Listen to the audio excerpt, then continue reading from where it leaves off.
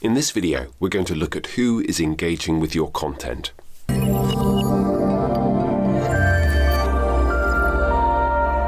So this point stems from something I touched on in my last video, which was a look at a typical, quote unquote, typical week in voiceover for me around the third quarter of 2021, when I basically talked about at the end of a week, I will look at social media, and specifically right now I'm looking at LinkedIn because that's where the vast majority of my clients and prospects tend to be active, and I pointed out how I looked at who was really engaging with my posts. And this is just something that I wanted to kind of like explore just a bit more in depth, just to make it explicit about what my approach is. I think we've all probably hopefully got to a point now, if you're a voiceover artist or whatever service that you're offering or product that you're offering in any kind of way, shape or form, that there's always going to be a risk that you end up attracting people who are exactly the same as you. So for example, voiceover artists often create content which interests solely them. Look at this video, for example, and therefore they create content for other voiceover artists, which is lovely and it's great, and it can activate a lot of engagement, which can be good. But in terms of the end product, the ultimate objective, which is to get more voiceover work and to build a business, that content that they're creating isn't necessarily the most useful thing. It's the whole reason, as I've stated before, that the first few videos on this YouTube channel are answering very specific questions and challenges that voiceover clients may actually have about direction or about rates or quotations or what it involves, all of this kind of thing. And that's very much my kind of non-voice actor centric content. But then I also then decide to create this content, partly because it's useful in consolidating my own learning, so I have a sense of where I'm going and how I've developed.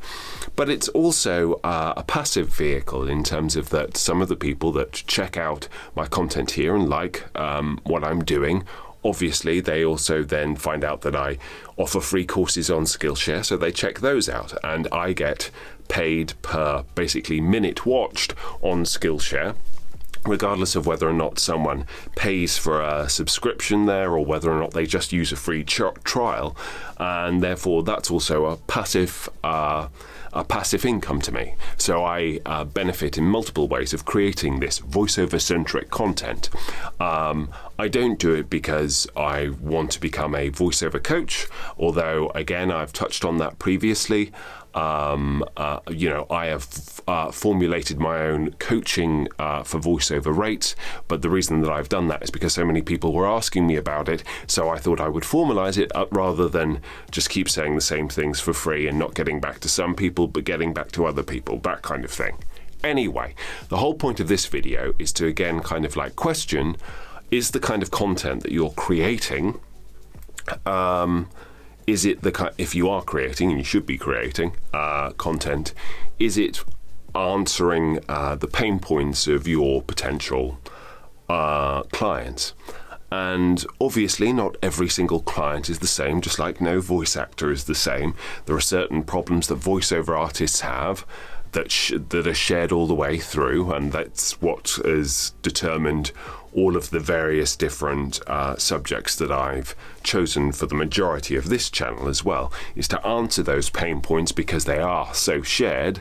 So if you think of a video producer, for example, there'll be certain shared pain points that they may have to do with voiceover, generally speaking, and those are things that you want to be answering, or at least you want to be exploring things, that may be in some way related to their business generally. It doesn't always have to be focused specifically on voiceover services, being completely voiceover centric, because that can get boring very, very, very quickly.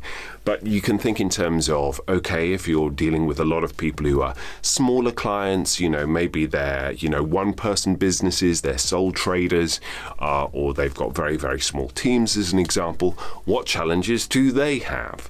And what content that you could create or insight could you share in terms of being able to offer them something that may be of use to them? That's the whole reason why, as well as voiceover, I also cover the whole area of productivity, generally speaking. So in terms of goal setting, having systems that are able to kind of like match your motivation so that you can get things done when your time is your own. This is stuff that is useful for voiceover actors, but it's also useful for the vast majority of my clients in some way, shape or form.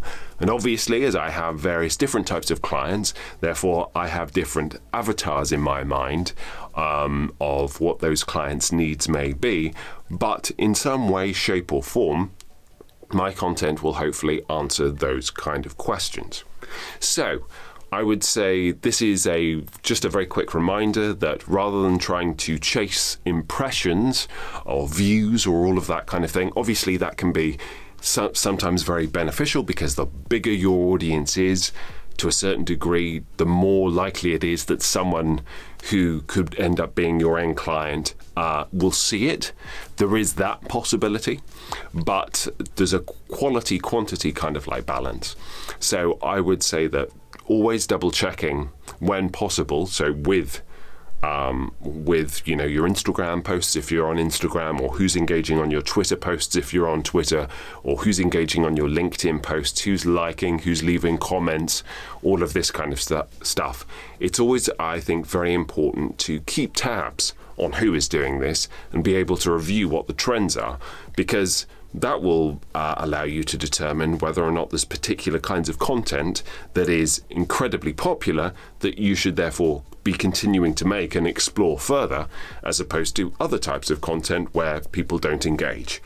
You've got to marry both. First of all, not take it in any way personally in terms of whether or not your content does really, really well or really, really not by someone's criteria or by your own criteria, is to, yes, you've got to be invested enough in your content creation so that it still offers value, but by the same token, you need to be able to let go of it lightly, because just because something doesn't fly doesn't mean that there isn't necessarily inherent worth in it, and ultimately you'll at least be using your video editing skills or your TikTok synchronizing skills or your blogging skills or whatever way or means that you choose to do that kind of content marketing in. It's still good practice at the very, very least. But having a process of being able to review every week and every month or whatever, how many views are you getting, but more specifically, what kind of engagement are you getting, and is it quality engagement, is really, really important if you are going to be spending time doing any social media stuff at all, that it's resonating with the right people. So again, it's just about doing these things consciously rather than going, I need to do lots of reels, but if it's only if I do like an Instagram reel which hits over a certain number, that makes it good. If it hits over a certain number, then great, fantastic, wonderful. But if people who aren't going to be hiring voiceover services isn't seeing it, then what is the value? And that's an open question. Anyway, I hope this has been of some use to you. Thank you so much for checking out my content, as ever. Please do like, subscribe if you would like to follow more on my journey, and I look forward to seeing you next week.